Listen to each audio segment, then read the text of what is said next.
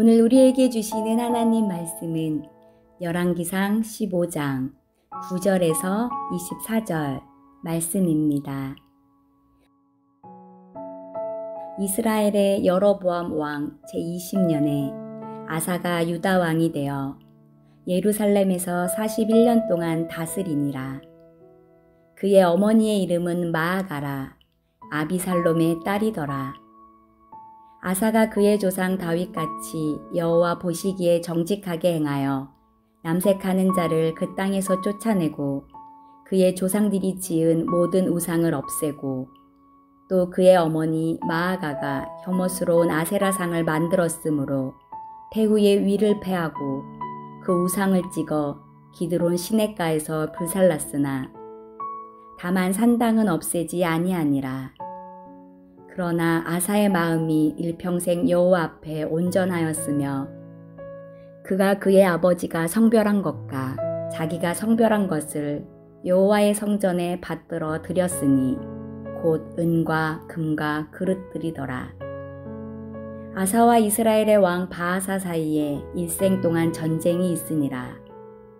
이스라엘 왕 바아사가 유다를 치러 올라와서 라마를 건축하여 사람을 유다 왕 아사와 왕래하지 못하게 하려 한지라. 아사가 여호와의 성전 곳간과 왕궁 곳간에 남은 은금을 모두 가져다가 그 신하의 손에 넘겨 다메섹에 거주하고 있는 아람의 왕 헤시온의 손자 다므림몬의 아들 베나닷에게 보내며 이르되, 나와 당신 사이에 약조가 있고 내 아버지와 당신의 아버지 사이에도 있었느니라. 내가 당신에게 은금 예물을 보냈으니 와서 이스라엘의 왕 바아사와 세운 약조를 깨뜨려서 그가 나를 떠나게 하라 하매, 베나닷이 아사 왕의 말을 듣고 그의 군대 지휘관들을 보내 이스라엘 성읍들을 치되 이온과 단과 아벨멧 마아가와 긴네렛 온 땅과 납달리 온 땅을 쳤더니 바아사가 듣고 라마를 건축하는 일을 중단하고 디리사에 거주하니라. 이에 아사 왕이 온 유다에 명령을 내려 한 사람도 모면하지 못하게 하여 바아사가 라마를 건축하던 돌과 제목을 가져오게 하고 그곳으로 베냐민의 게바와 미스바를 건축하였더라. 아사의 남은 사적과 모든 권세와 그가 행한 모든 일과 성읍을 건축한 일이 유다 왕 여대 지략에 기록되지 아니하였느냐. 그러나 그는 늙음하게 발에 병이 들었더라. 아사가 그의 조상들과 함께 자매 그의 조상들과 함께 그의 조상 다윗의 성읍에 장사되고 그의 아들 여호사밧이 대신하여 왕이 되니라.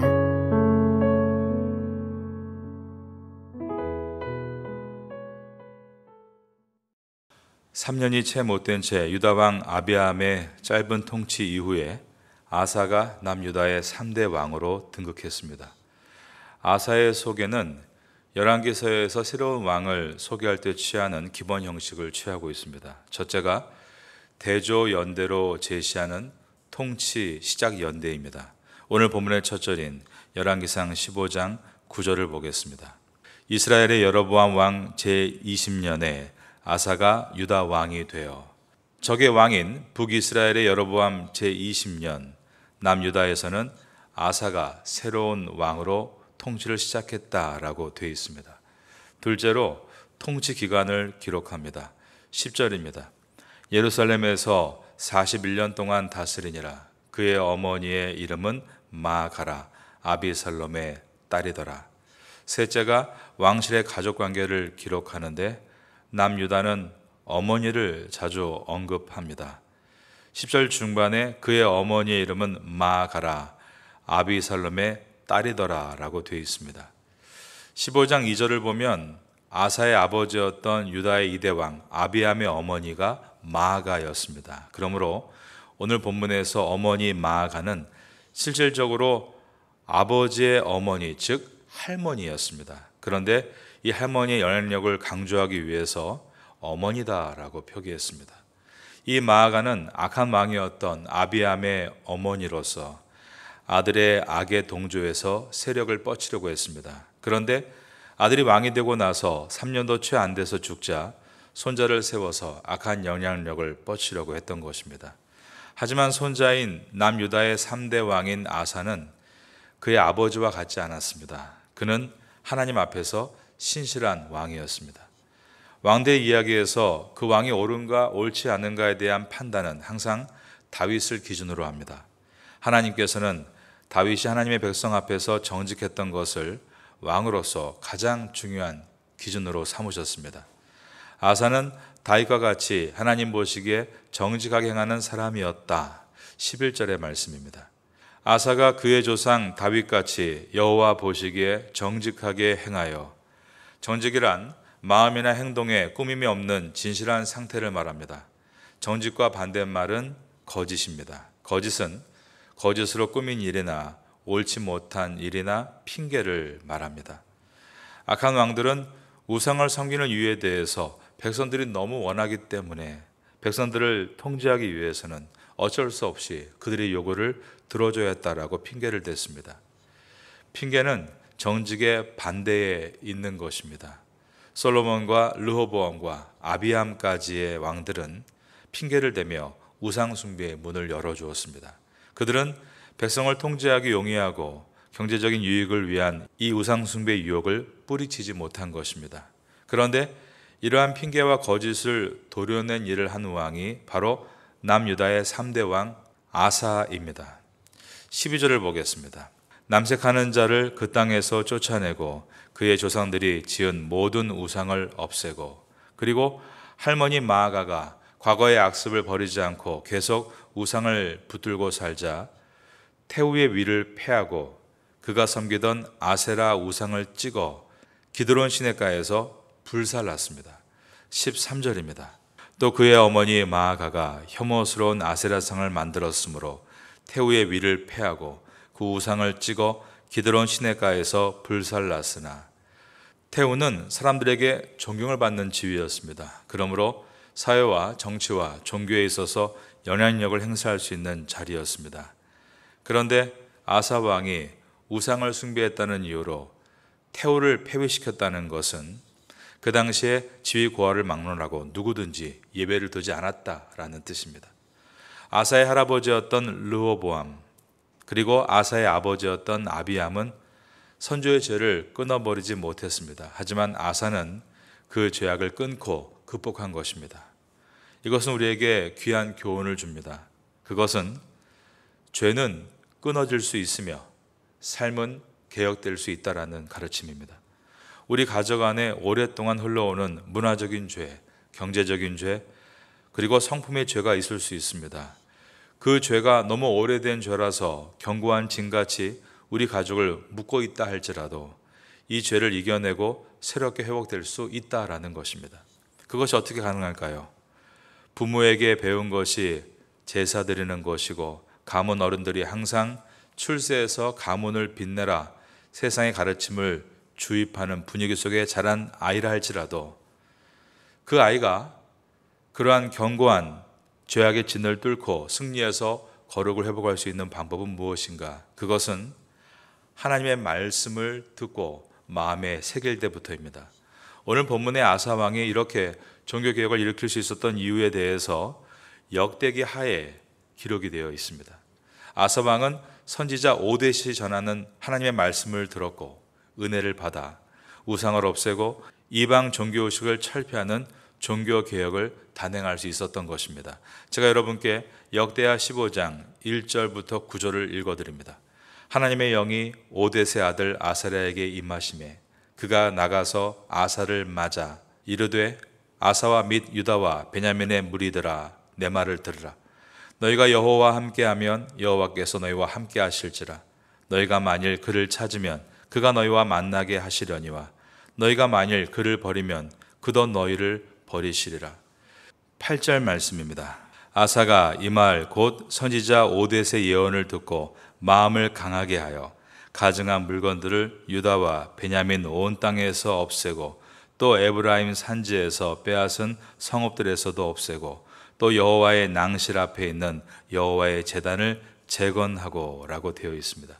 저는 여러분이 이 새벽에 하나님의 전에 나와 말씀을 들을 때 하나님께서 그 말씀을 통해 은혜를 주심으로 죄를 버릴 수 있고 삶을 개혁할 수 있으며 변의 은혜를 반드시 얻게 되는 삶을 살게 되시기를 예수님의 이름으로 축원합니다. 열왕기상 15장 14절을 보겠습니다. 여기 안타까운 이야기가 있습니다. 그러나 다만 산당은 없애지 아니하니라. 산당은 이스라엘 백성들이 가나안 땅에 들어오기 이전에 토착민들이 자신의 우상을 섬기던 장소입니다. 이 산당은 그대로 남았다가 어떤 때에는 하나님께 예배드리는 장소로 사용되기도 했습니다. 솔로몬은 산당 가운데 규모가 컸던 기브온 산당에서 하나님 앞에 일천 번제를 드렸던 일이 있는 것입니다. 그러나 그때는 아직 성전이 없었을 때이고 이제 솔로몬 시대 이후에 분명히 성전이 있음에도 불구하고 그때의 산당은 계속 사라지지 않고 있었습니다. 만약에 그 산당이 장소적인 측면에서 예배를 드리고 있었다면 괜찮죠. 그러나 여기에서의 이 산당이 아직 남아있다는 표현은 부정적인 표현입니다. 그 산당이 다시 우상을 섬기는 것에 쓰이고 있었다라는 뜻입니다. 오늘 본문에서 아사가 모든 우상들을 다 없앴다. 심지어 우상을 섬기는 태우도 폐위시켰다라고 기록하면서 이 아사가 다만 산당은 없애지 않았다 아쉽게 기록한 이유는 이 산당이 계속 백성들이 주장하고 원함으로 그가 결국 그것을 이기지 못하고 남겨놓았다는 의미이기 때문입니다. 아사는 우상을 두 팔을 걷어붙이고 우상을 철폐하는 일들을 했지만 백성의 마음에 남아있는 우상 숭배는 지우지 못한 것입니다. 이제 왕들의 이야기에 있어서 다만 산당은 없애지 아니하니라 이 표현을 우리가 자주 만나게 될 것입니다. 이것은 죄악을 뿌리까지 뽑아내는 일이 얼마나 어려운 일인가를 또한 보여줍니다. 이 산당마저 대대적으로 파괴하고 정화시키는 일은 이제 주전 600년경에 요시야 왕 때에 시작이 됩니다. 우리는 한 번의 영적 전쟁에서 승리할 수 있습니다. 내 안에 있는 어떤 죄를 몰아내고 승리의 기쁨을 경험할 수 있습니다. 가령 술이나 담배를 피우던 분들이 하나님께 은혜를 받고 음주와 주초를 해결하는 일들이 있습니다. 그때 큰 간증들을 합니다. 그러나 우리 안에 깊이 숨겨진 죄악들은 그렇게 눈에 보이는 주초와 음주 정도가 아닙니다. 하나님께 기도하는 이유가 나의 문제를 위해서, 경제적인 문제, 학업의 문제, 건강의 문제를 위하고 내가 하나님 앞에 간구하고 헌신하는 것이 그 목적이 오직 나의 가정을 위한 것이라면 우리는 내가 그분을 사랑해서 그분의 뜻을 따르기 위해 기도하는 것이 아님을 깨달을 때 아직 내 안에 깊은 곳에 우상이 남아있다는 것을 발견하게 됩니다. 그 깊은 곳에 있는 산단들을 다 처리하는 것은 시간이 많이 걸리는 것입니다. 내면에 숨겨진 잘 표가 안 나는 죄악들, 그러한 죄악들을 가볍게 여기고 지나친다면 오늘 본문에서 아사가 산당을 놔둔 것처럼 그렇게 방치하게 되는 것입니다. 그러기에 우리가 해야 될 일이 있습니다. 그것은 한 번의 승리에 만족하지 말고 내 안에 있는 깊은 죄악을 들여다볼 수 있도록 계속 은혜를 구하는 것입니다. 그러기 위해서 말씀을 교과서로, 성령을 교사로, 정결한 삶을 졸업장으로 받기 위해 힘쓰고 졸업하고 또 그 다음 학년으로 올라가야 하는 것입니다. 신학의 성숙을 위해서 계속 나아갈 수 있는 여러분 될 수 있기를 예수님의 이름으로 축원합니다. 아사 왕은 그러지 못했습니다. 오히려 아사 왕은 점점 안주하게 됩니다. 하나님의 말씀을 듣고 반응하고 은혜를 받았던 그 처음의 모습들과 다르게 이 아사는 통치 중반부에 접어들면서 하나님을 의지하는 것에서 점점 멀어지고 사람을 의지하는 모습을 보여줍니다. 오늘 열왕기상 15장은 아사의 전체적인 신앙의 평가를 좋게 표현하면서도 그가 점점 말년으로 갈수록 하나님과 멀어지고 사람을 의지했던 한 사건을 우리에게 보여줍니다. 16절을 보겠습니다. 아사와 이스라엘의 왕 바아사 사이에 일생 동안 전쟁이 있으니라. 남유다의 3대 왕이었던 아사는 41년이라는 긴 기간을 왕으로 살아갔습니다. 이 시간 동안 북이스라엘에서는 여로보암과 나답과 바아사, 엘라, 시므리, 오므리 그리고 아합까지 7번의 왕들이 바뀝니다. 그 중에 남쪽의 아사와 가장 오랜 동안 대치했던 북쪽의 왕은 바아사였습니다. 아사가 41년 동안 통치할 때 북이스라엘의 세 번째 왕이었던 바아사는 왕으로 부름받아 22년 동안 살면서 평생 이 남쪽의 아사 왕과 싸웠던 것입니다. 16절입니다. 아사와 이스라엘의 왕 바아사 사이에 일생 동안 전쟁이 있으니라. 열왕기상이 그 가운데 이 한 가지 사건을 우리에게 보여주는 이유가 있습니다. 북쪽의 바아사가 유다를 치러 내려와서 라마를 건축해서 무역의 길목을 차단했다고 되어 있습니다. 17절에 이스라엘의 왕 바아사가 유다를 치러 올라와서 라마를 건축하여 사람을 유다 왕 아사와 왕래하지 못하게 하려 한지라. 북쪽에서 바아사 왕이 남쪽으로 내려오면서 올라왔다라고 표현하는 이유는 성경은 방향을 항상 예루살렘을 중심으로 둡니다. 그래서 북쪽에서 예루살렘에 내려와도 올라왔다라고 표현하고 서쪽이나 동쪽에서 옮겨올 때도 올라왔다라고 표기하는 것입니다. 북이스라엘의 바아사는 남유다로 내려와서 예루살렘 도성에서 약 8km밖에 떨어지지 않은 라마라는 곳에 남유다를 고립시키기 위해 토성을 쌓았습니다. 이때 아사가 어떻게 하는가? 하나님을 의지하는 것이 아니라 아람 왕을 의지합니다. 18절을 보시면 아사는 자신의 왕궁에 있는 모든 은과 심지어 하나님의 성전에 있는 모든 은금을 거둬서 아람 왕에게 보냈다는 것입니다. 아사가 여호와의 성전 곳간에 왕궁 곳간에 남은 은금을 모두 가져다가 그 신하의 손에 넘겨 다메섹에 거주하고 있는 아람의 왕 헤시온의 손자 다브림몬의 아들 벤하닷에게 보내며 이르되, 그가 이렇게 아람 왕의 마음을 사기 위해 초조했던 이유는 북이스라엘과 아람 사이에 방위조약이 체결되어 있었기 때문이었습니다. 남유다의 아사는 아람이 북이스라엘과 함께 손을 합치면 자신들은 승산이 없다라고 생각했습니다. 그래서 아람 왕이 북이스라엘과 맺은 방위조약을 깨트리기 위해서 안간힘을 쓴 것입니다. 19절입니다. 나와 당신 사이에 약조가 있고 내 아버지와 당신의 아버지 사이에도 있었느니라. 내가 당신에게 은금 예물을 보냈으니 와서 이스라엘의 왕 바아사와 세운 약조를 깨뜨려 그가 나를 떠나게 하라 하며, 그러자 뇌물을 받은 아람의 벤하닷이 남쪽 유다를 치는 대신에 북쪽에 있는 단과 납달리 지방을 친 것입니다. 20절입니다. 벤하닷이 아사 왕의 말을 듣고 그의 군대 지휘관들을 보내 이스라엘 성읍들을 치되 이온과 단과 아벳 벤마아가와 긴네렛 온 땅과 납달리 온 땅을 쳤더니, 북이스라엘의 바아사는 이렇게 아람 동맹군에게 허를 찔리자 라마에서 건축하려는 성곽 공사를 중단하고 퇴보합니다. 21절입니다. 바아사가 듣고 라마를 건축하는 일을 중단하고 디르사에 거주하니라. 이것은 아사가 이루어낸 외교적인 성과로 보이지만 이렇게 하나님을 의지하는 대신에 사람을 의지한 사건은 선지자를 통해서 책망을 받습니다. 이 내용이 역대하 16장 7절 이하에 기록이 되어 있습니다. 제가 여러분께 역대하 16장 7절에서 10절을 또 읽어드리겠습니다. 그때 선견자 하나니가 유다 왕 아사에게 나와서 그에게 이르되, 왕이 아람 왕을 의지하고 왕의 하나님 여호와를 의지하지 아니하였으므로 아람 왕의 군대가 왕의 손에서 벗어났나이다. 아까 그 얘기를 하고 있는 것이죠. 구스 사람과 룹 사람의 군대가 크지 아니하며 말과 병거가 심히 많지 아니하더이까. 그러나 왕이 여호와를 의지하였으므로 여호와께서 왕의 손에 넘기셨나이다.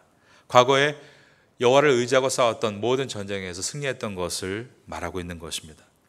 여호와의 눈은 온 땅을 두루 감찰하사 전심으로 자기에게 향하는 자들을 위하여 능력을 베푸시나니 이 일은 왕이 망령되이 행하였은즉 이후부터는 왕에게 전쟁이 있으리이다 하매라고 되어 있습니다.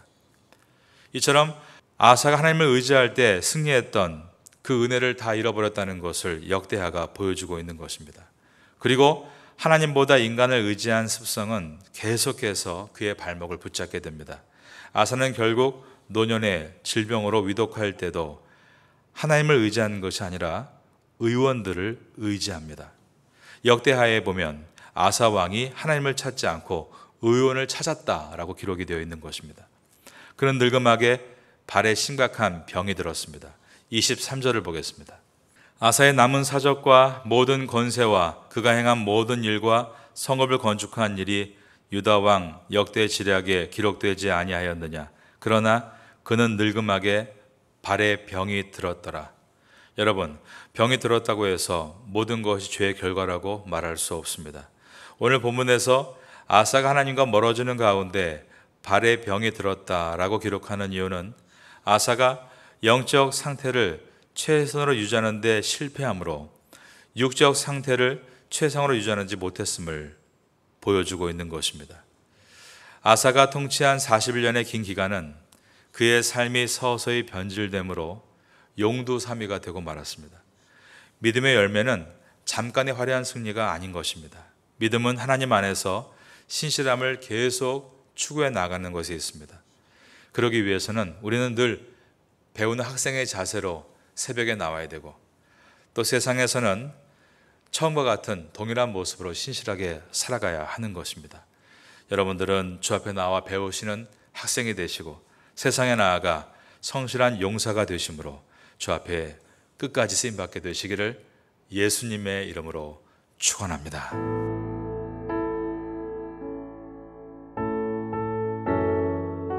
지금은 함께 기도하는 시간입니다.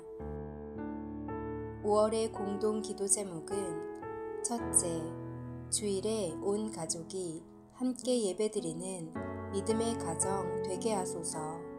둘째, 출퇴근 때마다 부부간에 부모 자녀 간의 축복의 언어가 오가게 하소서. 셋째, 소외되고 어려운 이웃들에게 주님의 따스한 위로가 임하게 하소서. 넷째, 5월 19일 레위인의 날, 26일 제9차 장애인 가족 초청 행사를 잘 준비하게 하소서. 말씀을 붙잡고 기도하는 귀한 시간 되시기를 소망합니다.